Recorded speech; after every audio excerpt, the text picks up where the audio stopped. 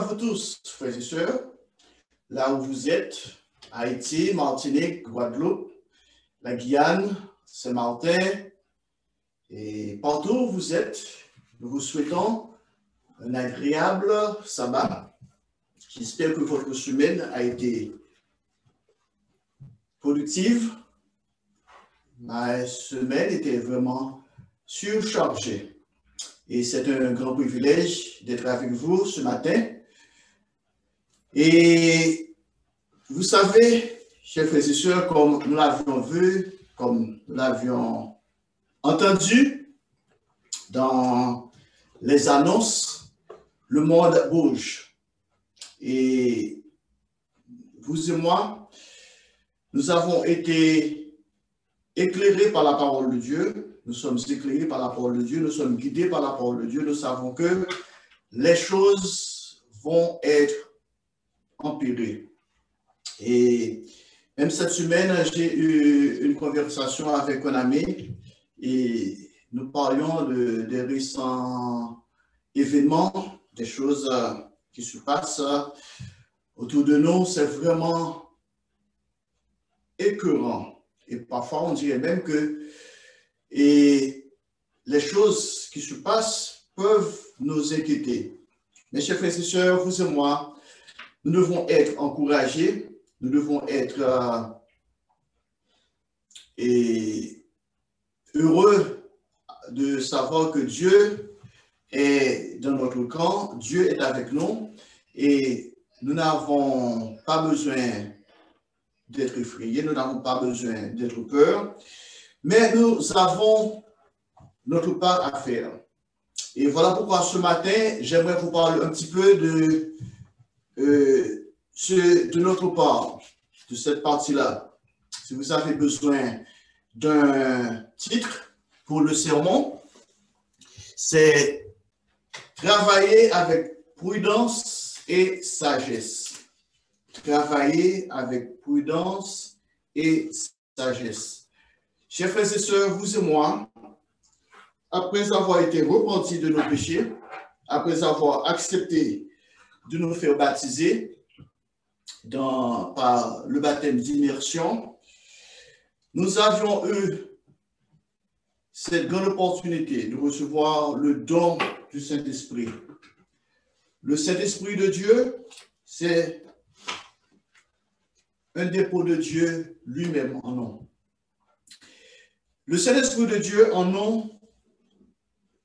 nous aide, comme le Christ avait dit à ses apôtres, que le Consolateur vous enseignera toutes choses de ma part. Le Consolateur vous aidera. Le Consolateur sera avec nous et comme le Christ lui-même a dit que je ne vous laisserai jamais, je serai avec vous. Mon Père et moi viendrons avoir notre souper chez vous. Ce sont des choses-là, chers frères et sœurs, que nous pouvons vraiment être certains que Dieu est avec nous. Mais il y a une chose, que le Saint-Esprit de Dieu, de par lui-même, ne va pas faire pour nous ce que nous devons faire pour nous-mêmes. Le Saint-Esprit est là pour nous aider, il est là pour nous guider. Dieu est toujours là pour nous guider. Mais chers frères et sœurs, nous devons à coup sûr de pratiquer la prudence, la sagesse dans nos actions, dans nos expressions et surtout dans nos pensées, la façon que nous pensons. Une question que j'ai pour vous, vous laissez-vous influencer par la signification des mots? Vous rendez-vous compte que la plupart du temps, nous faisons du tort car nous ne sommes pas d'accord avec la signification des mots. Par exemple, qu'est-ce que la sagesse? Qu'est-ce que l'intelligence? Comment décrivez-vous une invention quelconque? La joie pour vous n'a pas nécessairement la même signification que pour un autre. Par exemple, je peux dire que je suis joyeux, et parce que quelque chose m'est arrivé, alors que pour quelqu'un d'autre, bon, ça ne veut rien dire. il y a parmi d'entre nous qui sont plus émotionnels que d'autres. Il y a parmi nous qui réagissent d'une manière différente des autres. Et ça ici, nous devons accepter la différence chez les autres. Chers frères et sœurs, cela est surtout vrai lorsqu'il s'agit de choses abstraites. Si, par exemple, vous parlez d'une chose concrète, nous savons ce que vous entendez.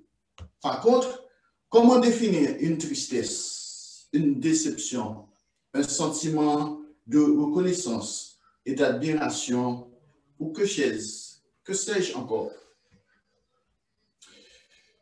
Ce matin, même pendant toute cette semaine, je réfléchissais pour un sermon.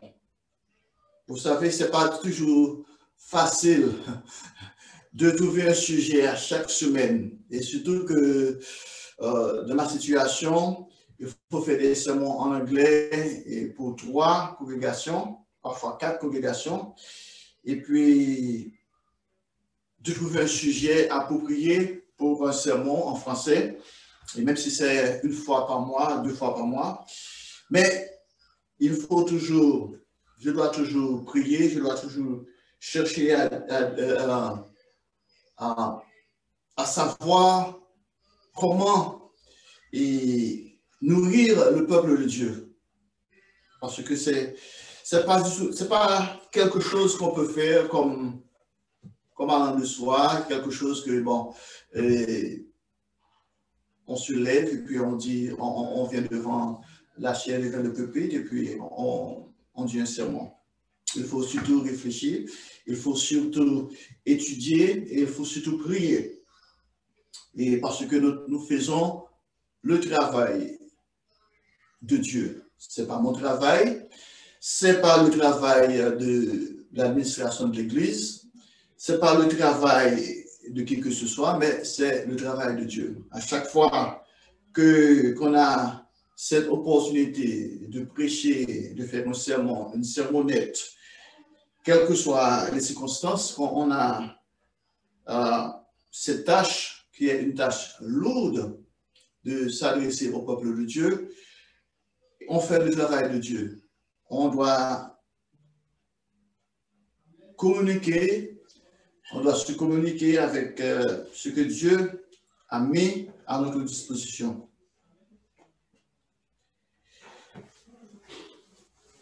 Lorsque je parle de prudence, je sais ce que j'entends. Mais selon toute probabilité, ce n'est pas la même signification que vous le donnez dans votre esprit. Parce que pour moi, il y a certaines choses. J'ai une liste de choses que je dois éviter ou je dois planifier à chaque jour. Je dois planifier, je dois prendre des décisions et j'ai des responsabilités vis-à-vis de ma famille, des responsabilités vis-à-vis des congrégations de mon travail. J'ai des responsabilités vis-à-vis de la société où je vis et j'ai des responsabilités personnelles vis-à-vis de moi. Et maintenant, avec ces responsabilités, je dois planifier, je dois regarder les choses méticuleusement. Et ce qui est peut-être vrai pour moi, ce qui est réel pour moi, peut-être n'est pas réel pour vous. Ce n'est pas la même chose.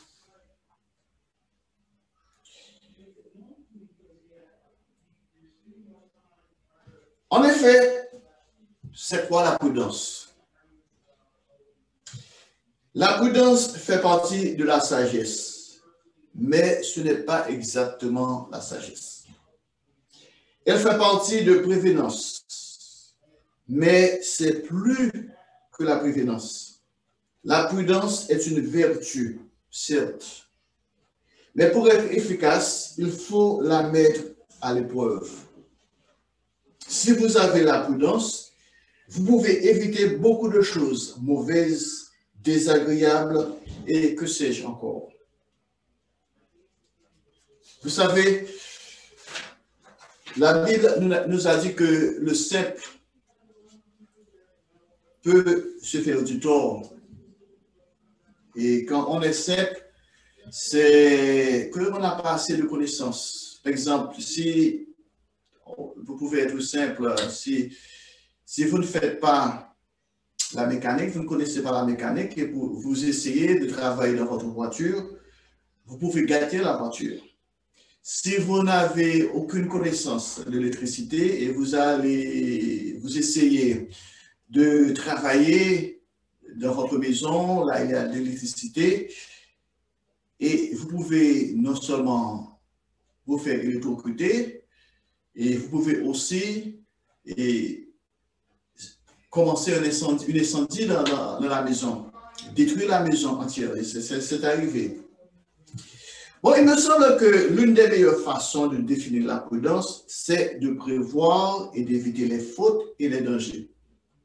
Ça, c'est la bonne définition de la prudence, de prévoir et d'éviter les fautes et les dangers.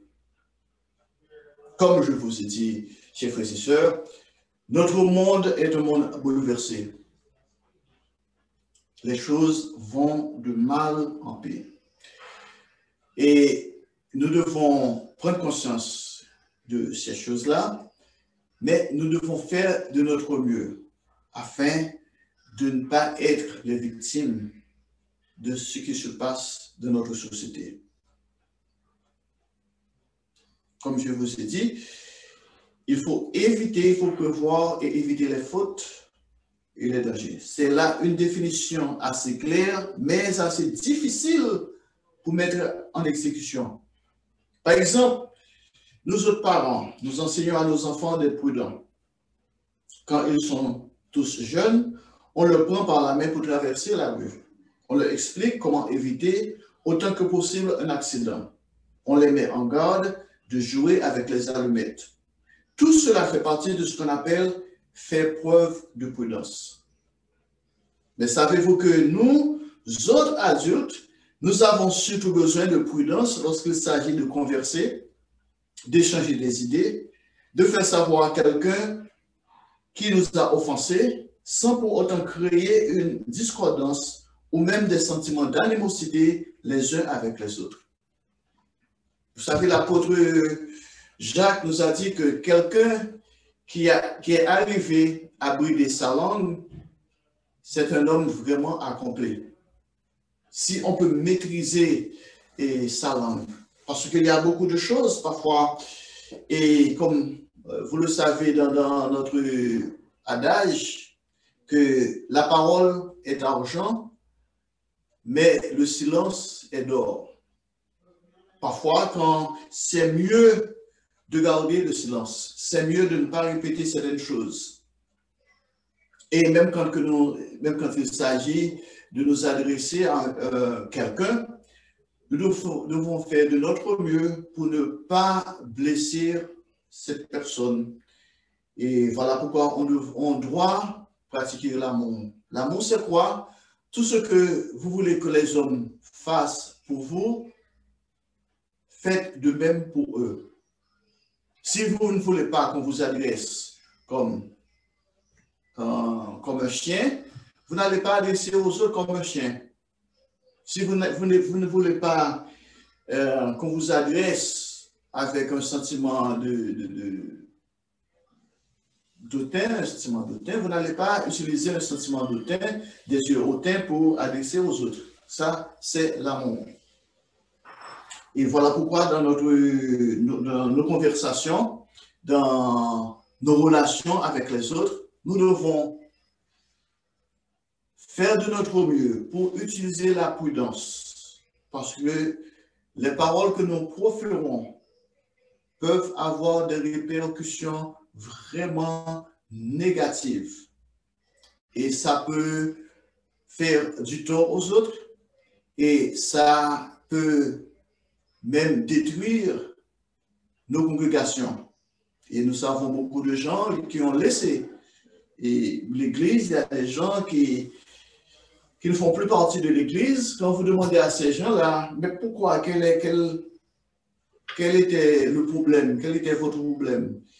Ce n'est pas une question de... Peu de gens vous disent que, bon, j'ai laissé parce que j'étais en désaccord avec les enseignements de l'Église. C'est toujours parce que M. X, Mme Z, c'est toujours les médisances, les calomnies. Il y a toujours ces histoires-là. Et nous devons faire beaucoup d'attention, prêter beaucoup attention à toutes ces choses-là. Et pour ne pas créer des sentiments d'animosité. En tant que chrétiens, nous avons besoin d'être prudents dans la façon de décrire nos croyances, de défendre notre religion afin de vivre en paix les uns avec les autres.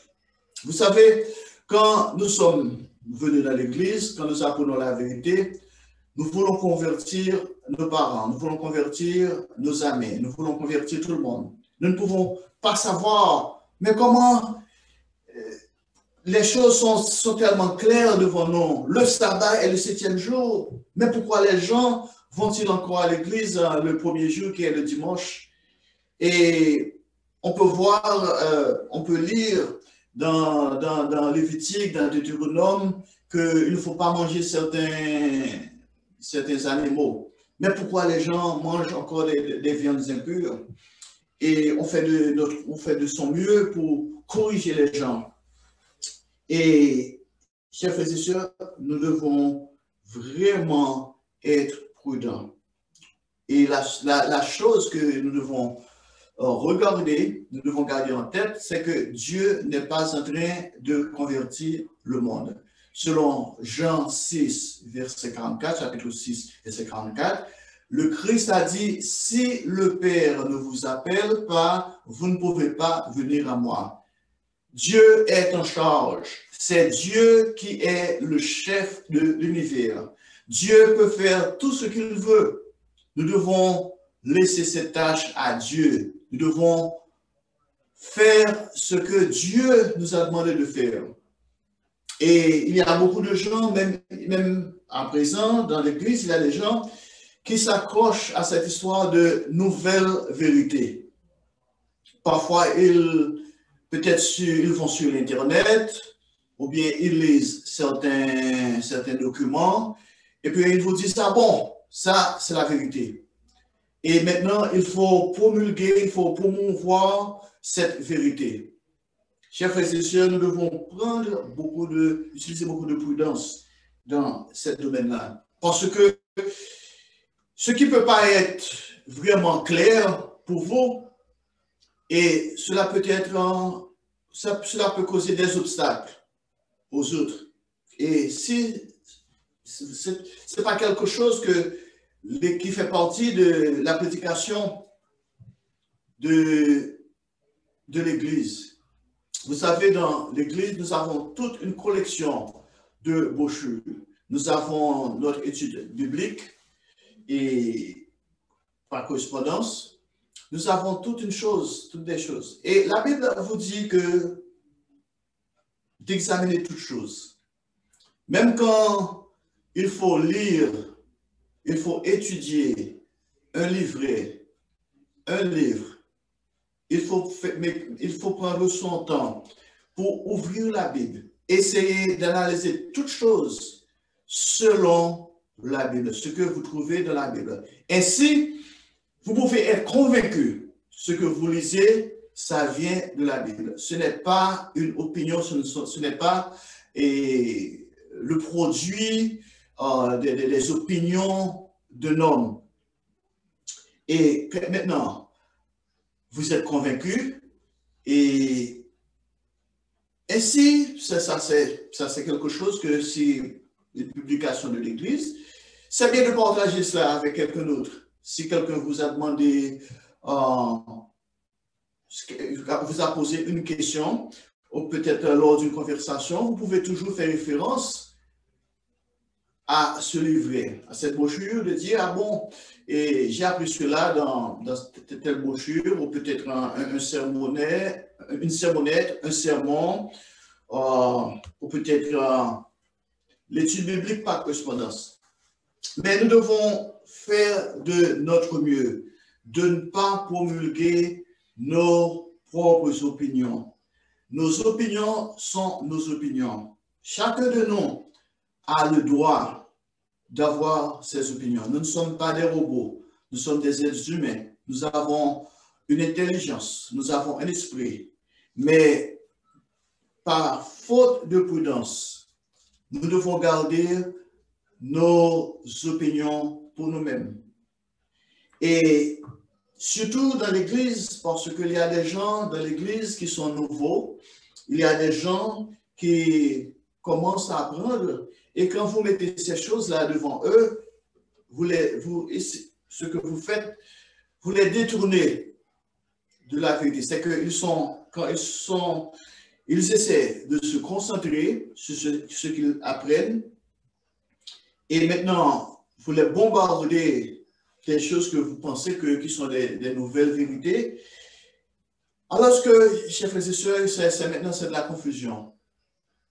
Et nous devons faire de notre mieux pour ne pas causer des divisions dans l'Église, de ne pas causer des troubles. Parce que la question que nous devons nous poser, cette chose-là, c'est cette nouvelle vérité. Est-ce que cela vient de Dieu? Est-ce que cela est quelque chose dont j'ai besoin pour ma croissance spirituelle, pour mon salut? Le Christ nous a dit dans Matthieu au chapitre 6, au verset 33, de chercher premièrement le royaume de Dieu et sa justice. C'est que vous et moi, notre travail, c'est de visualiser le gouvernement de Dieu, le royaume de Dieu. Nous devons travailler acharnement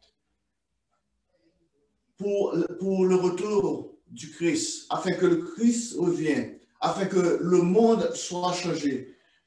Chers frères et sœurs, nous avons du pain sur la planche. Nous avons un travail gigantesque à faire. En tant que chrétiens, chers frères et sœurs, nous devons être prudents, comme je vous ai dit, de décrire nos croyances, de défendre notre religion, parce que nous avons besoin de vivre en paix les uns avec les autres. La Bible, à cet égard, nous est indispensable, car elle contient des exemples très vivides pour nous aider à faire preuve de prudence dans tout ce que nous faisons. On ne peut pas parler avec un enfant de la même façon quand on parle avec un adulte. On ne peut pas parler d'économie avec quelqu'un qui n'a aucune idée de la valeur de l'argent, ainsi de suite. Imaginez-vous si, parce que j'ai la connaissance de la médecine, et puis mon langage, c'est un langage tout à fait médical. Un langage que je vous parle des choses et que vous n'avez aucune compréhension. Cela ne fait pas de sens, cela n'a aucun sens. De même, frères et sœurs, nous devons, dans nos communications avec les autres, par exemple, quelqu'un qui est nouveau dans l'Église, c'est quelqu'un qui est en train d'apprendre. C'est encore un bébé. La Bible appelle les nouveaux convertis des bébés. Ils sont encore au lait. Et nous devons savoir comment les approcher. Parfois, ils ont des questions et il faut les répondre. Mais parfois, si la réponse nous dépasse, il faut avoir le courage, l'humilité de dire, ah bon, ça, je ne peux pas te répondre à cette question. Il faut voir un ministre, ou peut-être même un pasteur, ou peut-être, bon, je ne sais pas, je ne peux pas répondre à cette question, je n'ai pas toute la plénitude la réponse à cette question, mais je peux vous envoyer quelque part. Vous pouvez aller sur le site d'Internet.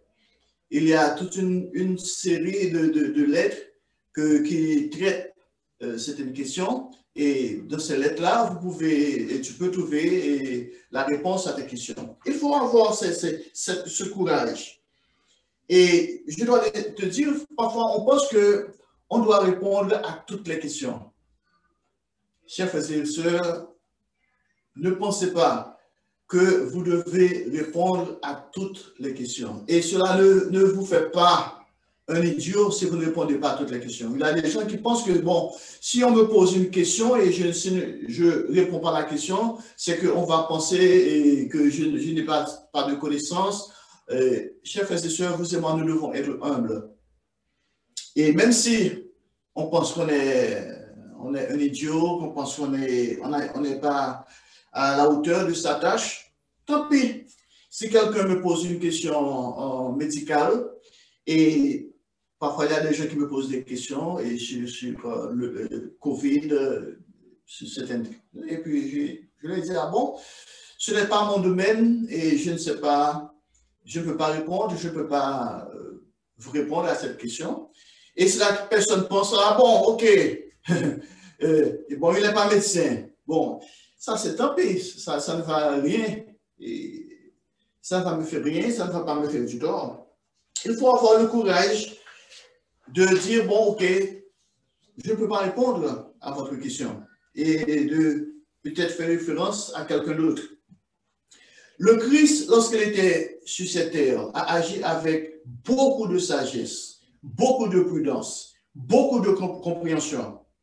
Certes, il a été sujet aux attaques de ses adversaires, mais ce n'était pas qu'il causait les disputes, mais c'est parce que ses adversaires raisonnaient avec un esprit charnel, agissaient de façon égoïste, voulaient rejeter les principes de paix, d'harmonie et d'amour que le Christ proclamait dans tout ce qu'il disait et faisait. Par exemple, il a dit, reportons-nous à Marc au chapitre 5, Marc au chapitre 5, lisons les versets 41, 42 et 43. Marc chapitre 5, verset 41.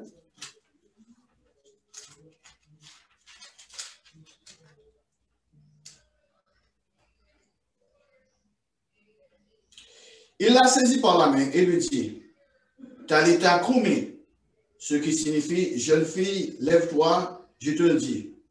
Verset 42, aussitôt la jeune fille se leva et se mit à marcher car elle avait 12 ans. Et ils furent dans un grand étonnement. Verset 43, Jésus leur adressa de fortes recommandations pour que personne ne sache la chose. Et il dit qu'on donne à manger à la jeune fille. Et maintenant, reportons-nous à Marc au chapitre 7, versets 36 et 37. Marc, l'évangile de Marc au chapitre 7, versets 36 et 37. Jésus leur recommanda de n'en parler à personne. Mais plus il leur recommanda, plus ils le publièrent. Verset 37. Ils étaient dans le plus grand étonnement et disaient, il fait tout à merveille. Même il fait entendre les sourds et parler les muets. Jésus recommandait la prudence parce que ce n'était pas encore le moment pour lui d'être arrêté. Mais ses disciples ne comprenaient pas et ils pensaient bien agir alors qu'à l'occurrence, la prudence était beaucoup plus importante que vouloir faire connaître les miracles. Vous savez, parfois nous cherchons à démontrer notre connaissance aux autres.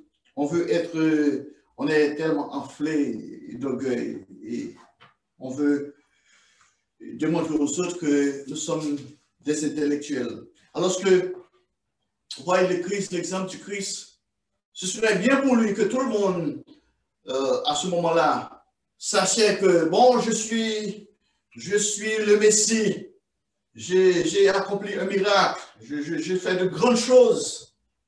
Les gens étaient étonnés, mais lui, il dit non, non, gardez le silence. Aujourd'hui encore, alors que l'Église de Dieu proclame l'Évangile sur l'Internet, et à la télévision, à la radio, ou même par nos ouvrages, nous devons faire preuve de prudence quant à la façon de parler des enseignements du Christ. Parce qu'il y a tellement de gens qui ont d'autres compréhensions des enseignements bibliques. Parce que notre but, chers frères et sœurs, c'est de ne pas attaquer. Nous ne sommes pas là pour attaquer les gens. Le Christ nous a dit, nous a donné une mission précise de prêcher l'Évangile, qui est la bonne nouvelle à toute la création pour servir de témoignage. Le Christ ne nous a pas dit d'aller de convertir les gens. Le Christ ne nous a pas dit d'insulter les gens. Et non.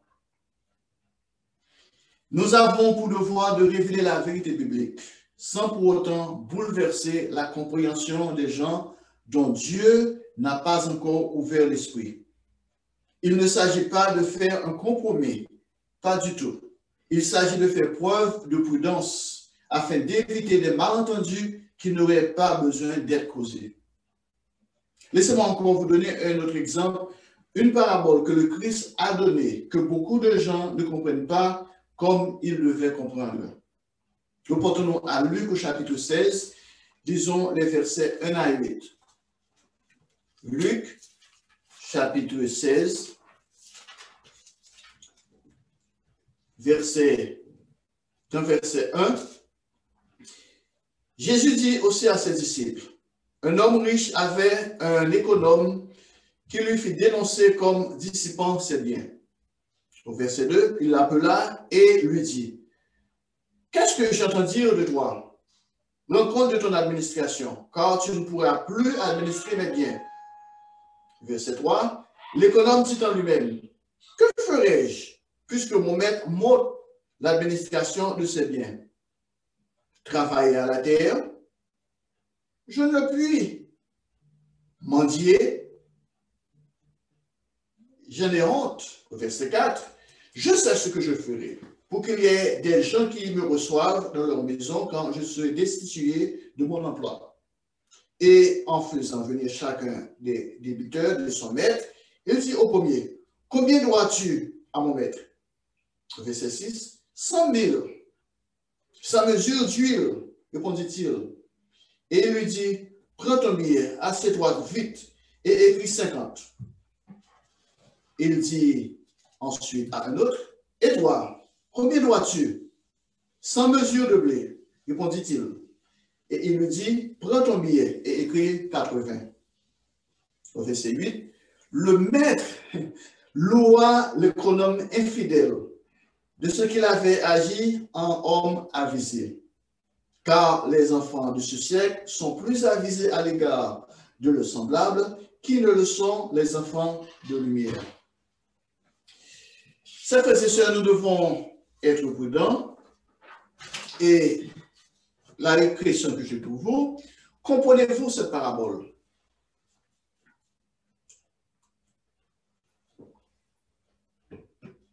Ici, Jésus-Christ n'a pas enseigné à tricher ou à mentir.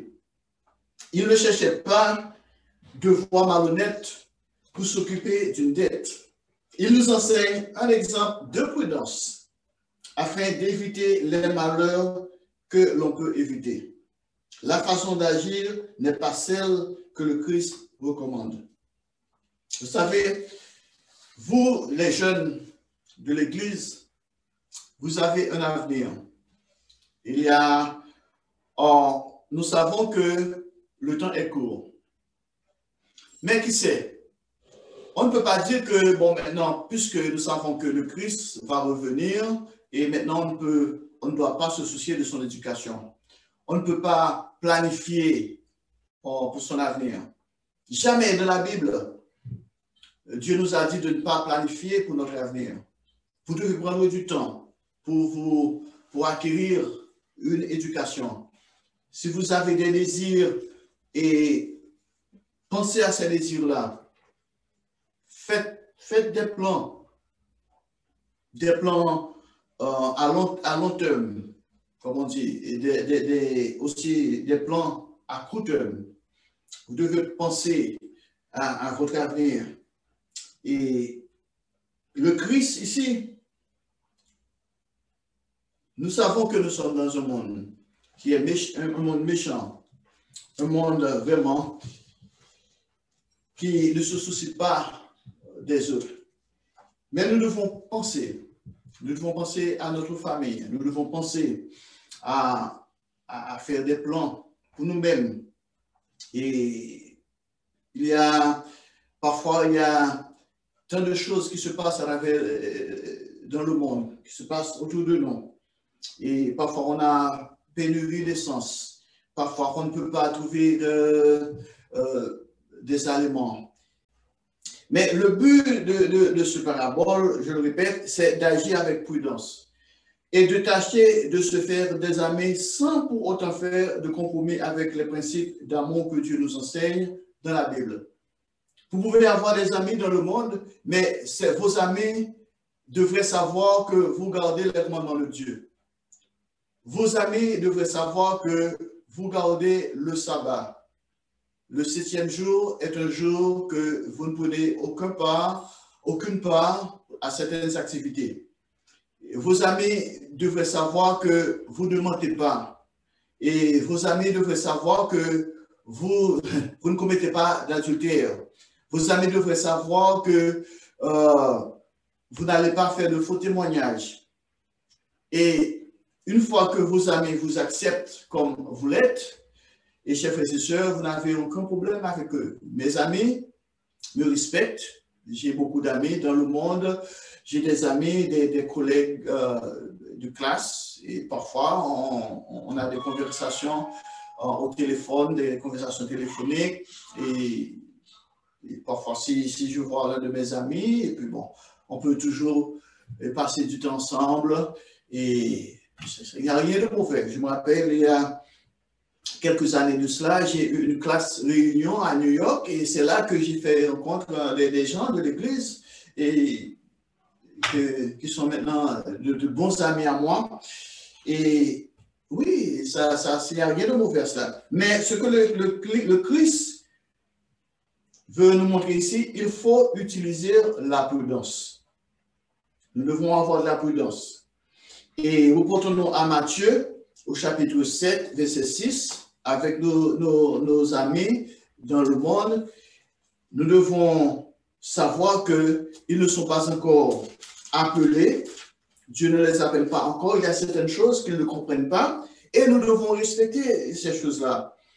Et dans Matthieu chapitre 7, verset 6, le Christ qui parle, il dit « Ne donnez pas les choses saintes aux chiens et ne jetez pas vos perles devant les pourceaux, de peur qu'ils ne les foulent aux pieds et ne se retournent et ne vous déchirent. » Quand dans vos relations avec les gens du dehors, vous devez faire attention parce que vous n'allez pas les prêcher. Et là, maintenant, si quelqu'un cherche à vous calomnier, quelqu'un cherche à se moquer de vous parce que vous gardez le sabbat, ou parce que vous gardez les commandements de Dieu, ça, ce n'est pas un ami. Et il faut vous éloigner de cette personne-là. Parce qu'un vrai ami vous respecte. Votre ami va vous respecter, il va respecter vos croyances, il va respecter votre religion, mais en même temps, vous aussi, vous n'allez pas, par exemple, quand c'est le moment de... J'ai des amis qui célèbrent Noël, la fête de Noël, qui célèbrent les Pâques. Et bon, si quelqu'un m'aborde, si quelqu'un me pose la question, est-ce que, bon, je peux vous inviter chez moi? Je dis, bon, et je ne prends pas part à ces genres de choses. Je n'observe pas la fête de Noël. Et puis bon, c'est tout. et ne me force pas, ne cherche pas à me forcer, ne cherchez pas à me forcer, ne cherche pas à mettre des pressions sur moi pour que je puisse, parce que je me rappelle, il y a un ami qui m'invitait chez lui, alors que cet ami-là avait un plat d'écrevisses, et il m'offrait un plat d'écrevisses. Je lui ai dit, ah non, je ne mange pas des écrevisses. Il m'a demandé, mais pourquoi? Je lui ai dit, ah bon, c'est à cause de ma foi, de ma religion, et je ne mange pas certaines choses, certaines viandes. Et puis, bon, on commençait à se ricaner. Bon, bon. Là encore, il faut faire beaucoup de prudence. Et parce que ça, il y a des gens qui sont des moqueurs. Ils font faire de leur mieux pour se moquer de vous. Et le livre des Proverbes, je vous conseillerais, chers frères et sœurs, de lire au moins un livre par jour. Parce qu'il y a 31 livres. Et si vous comptez, vous avez 31 jours, il y a 7 mois. Et vous pouvez lire un chapitre par jour. Et le livre des Proverbes est plein de sagesse. Il nous montre comment vivre d'après les enseignements que nous recevons. Comment mettre en application ce que Dieu nous recommande. Je connais des gens qui ne croient pas à la Bible, mais qui aiment lire le livre des Proverbes. Je me rappelle un monsieur qui était président à ce moment-là. Et ce monsieur-là, à chaque fois qu'il commençait ses discours, il commençait toujours par une partie du livre des Proverbes. Et il y a beaucoup de gens qui trouvent que les conseils dont ils ont besoin pour se diriger vers le succès. Ça se trouve dans le livre des Proverbes. En effet, chaque fois que vous ouvrez le livre des Proverbes, vous y trouvez des paroles qui vous mènent vers le succès, vers la réussite, vers la façon de vous comporter de façon à ne pas faire du tort à votre prochain. Le livre des Proverbes vous enseigne en même temps comment faire preuve de prudence. Par exemple, lisons Proverbes chapitre 23, les versets 1 et 2. Proverbes chapitre 23. Proverbes chapitre 23, verset 1. Si tu es à table avec un grand, fais attention à ce qui est devant toi. Ça, c'est vraiment beaucoup de prudence. Au verset 2, mets un couteau à ta gorge si tu as trop à visiter. Vous savez, il y a beaucoup de gens qui, quand on ne fait pas attention, disons, on est invité à quelqu'un qu'on estime plus grand que soi, et puis bon, maintenant, on parle, on montre son avidité. Ça, il faut faire attention de cela. Ça, c'est de la prudence. Un conseil extrêmement utile lorsque vous conversez avec quelqu'un d'autorité. Soignez vos mots. Comme j'ai mentionné dans l'un de mes sermons. Avant de parler, réfléchissez. Pesez sur vos mots. Réfléchissez sérieusement avant d'ouvrir votre bouche. Et maintenant, regardez ce que Salomon dit dans Proverbe chapitre 22. Proverbe chapitre 22 au verset 3. Dans Proverbe chapitre 22 au verset 3, l'homme prudent voit le mal et se cache, mais les simples avancent et sont penés. L'homme prudent voit le mal et se cache. Parfois, on peut dire que vous êtes, on peut même vous traiter comme des lâches. Il y a des gens qui pensent que, bon, si vous ne prenez pas certaines décisions, si vous ne faites pas certaines choses, si vous ne vous dites pas certaines choses, c'est parce que vous avez de la frayeur, vous avez, comme on dit, la puce à l'oreille. Chers frères et sœurs, non. Avec la prudence, on voit le mal et on se cache. Parfois, on pourrait faire beaucoup de bruit on peut s'exalter, on peut vraiment dire, ah bon, afin que les gens sachent qui vous êtes. Chers frères et sœurs, le mieux parfois, c'est de rester silencieux, de garder son silence. Et puis, parce que on voit l'avenir, on réfléchit à l'avenir, on voit peut-être ce qui va arriver. Et j'ai beaucoup d'exemples. Mais je ne vais pas prendre le temps pour aller dans ces détails. Mais les simples avancent et sont punis. Parfois, les gens qui parlent trop, la Bible nous dit que les gens qui parlent trop pêchent beaucoup. Et quand on parle, on se vend. Mais quand on écoute, on achète. Voilà pourquoi le silence est d'or.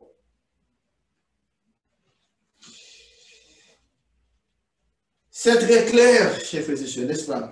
Ceci est vrai dans vos paroles et vos actions, dans la façon de vous comporter en toute occasion.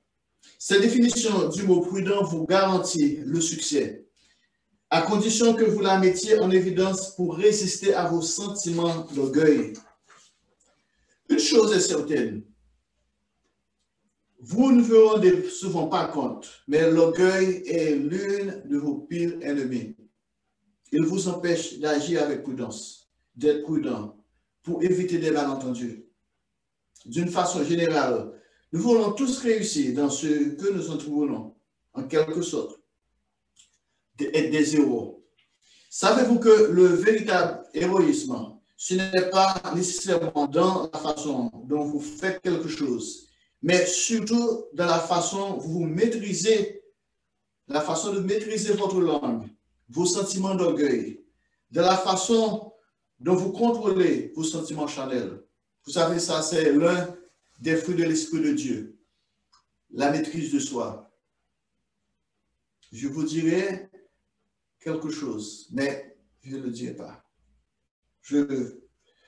J'essaie de garder mon sang-froid. Laissez-moi vous donner un exemple frappant d'héroïsme. Nous trouvons dans la Bible l'exemple de la reine Esther.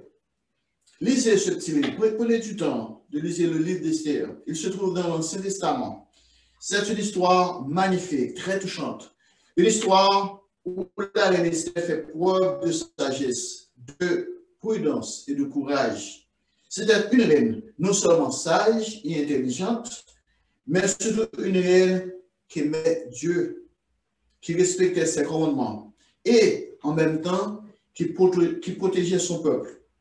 Elle était de race juive. Les Juifs avaient des ennemis qui voulaient leur ruine.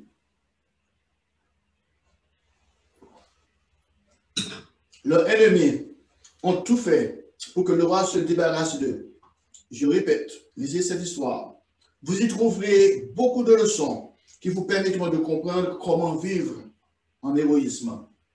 Les Juifs savaient que ses ennemis voulaient se débarrasser.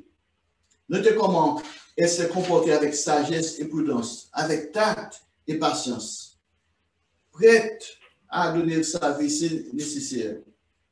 Et je cite Esther au chapitre 4, verset 9 à 11.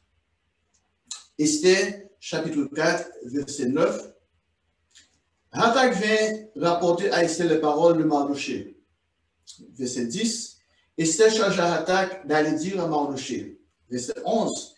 Tous les serviteurs du roi et le peuple des provinces du roi savent qu'il existe une loi portant peine de mort contre quiconque, homme ou femme, entre chez le roi dans la cour intérieure, sans avoir été appelé. Celui-là seul a la vie sauve, à qui le roi tend le sceptre d'or. Et moi, je n'ai point été appelé auprès du roi depuis 30 jours. Elle avait besoin de courage pour aller à la cour du roi sans être invitée. Elle aurait pu perdre sa tête. Lisez encore dans Esther au chapitre 4, verset 15 et 16. Esther au chapitre 4, verset 15. Esther envoya dire à Mardochée, verset 16, « Va, rassemble tous les Juifs qui se trouvent à Susie et jeûnez pour moi. sans manger ni boire pendant 3 jours, ni la nuit, ni le jour. Moi aussi, je jeûnerai, de même avec mes servants. Puis j'entrerai chez le roi malgré la loi, et si je dois périr, je périrai. Notez son courage à elle. Notez son esprit de sacrifice. Elle était jeune, elle était belle, elle avait tout. Mais elle pouvait perdre tout cela si elle donnait préférence à l'exécution de ses devoirs et non pas à sa priorité. En quelque sorte, elle a négligé la prudence, mais lorsque vous lisez le reste de l'histoire, vous verrez que son amour pour son peuple, en tant que reine, lui a permis de prendre d'autres mesures qui lui ont servi de prudence par la suite. Et vous pouvez prenez du temps pour lire tout le livre l'Esther, pour voir la conclusion de cette histoire. Vous savez, le Christ nous a donné beaucoup d'exemples. Et manque du temps, je ne vais pas lire toutes ces histoires-là. Mais le Christ, notre Sauveur, notre frère aîné, a expliqué dans l'une des paraboles les plus frappantes qui se trouvent dans la Bible. Il s'agit là de la parabole des 10 vierges. Laissez-moi vous la citer en l'expliquant brièvement. Matthieu, chapitre 25, versets 1 à 12. Matthieu, chapitre 25, verset 1. Alors le royaume des cieux sera semblable à 10 vierges qui, ayant pris le lamp, allèrent à la rencontre de l'époux. Verset 2. 5 d'entre elles étaient folles et 5 sages. Verset 3. Les folles, en prenant le lamp, ne prirent point d'huile avec elles. Verset 4. Mais les sages prirent avec le lamp de l'huile dans des vases. Verset 5. Comme l'époux tardait, toutes s'assoupirent et s'endormirent. Il faut voir cela. Comme l'époux tardait, toutes s'assoupirent et s'endormirent. Les folles et les sages. Au verset 6, au milieu de la nuit, on cria, voici l'époux, allez à sa rencontre. Verset 7, alors toutes ces vierges se réveillèrent et préparèrent le lamp. Les folles dirent aux sages, donnez-nous de votre huile, car nos lampes s'éteignent. Verset 9, les sages répondirent, non, il n'y aurait pas assez pour nous et pour vous. Allez plutôt chez ceux qui en vendent et achetez-en pour vous. Pendant qu'elle était allée en acheter, l'époux arriva. Celle qui était prête entrait avec lui dans la salle des noces et la porte fut fermée. Au verset 11, plus tard, les autres vierges vinrent et dirent, Seigneur, Seigneur, ouvre-nous. Au verset 12, mais il répondit, je vous le dis en vérité, je ne vous connais pas. Chers frères et sœurs, le retour du Christ est proche. Nous devons nous préparer. Nous avons du travail à faire. Nous n'avons pas de temps à perdre. Nous devons conserver notre énergie dans des choses que Dieu nous a demandé de faire. Nous devons faire notre part.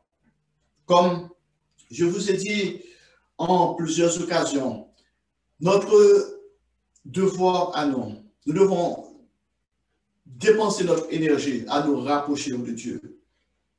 Nous ne devons pas chercher à nous exalter. Nous ne devons pas chercher à être comme le monde, à laisser notre vanité, notre orgueil nous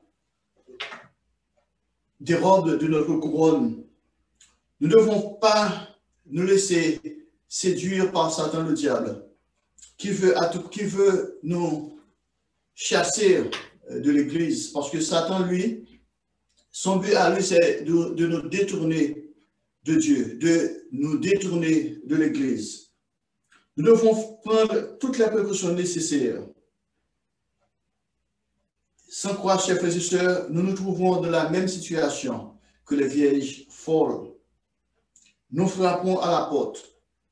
Nous demanderons au secours, mais il se peut qu'il soit trop tard. Chers frères et sœurs, agissez alors qu'il est encore temps, veillez et priez comme le Christ l'a dit, afin que nous puissions entrer dans son royaume. Dieu nous a fait des promesses. Et Dieu, c'est lui qui a commencé son travail, il finira son travail. Mais nous devons faire notre part en utilisant la sagesse, la prudence et l'intelligence que Dieu nous a donnée par le biais de son esprit.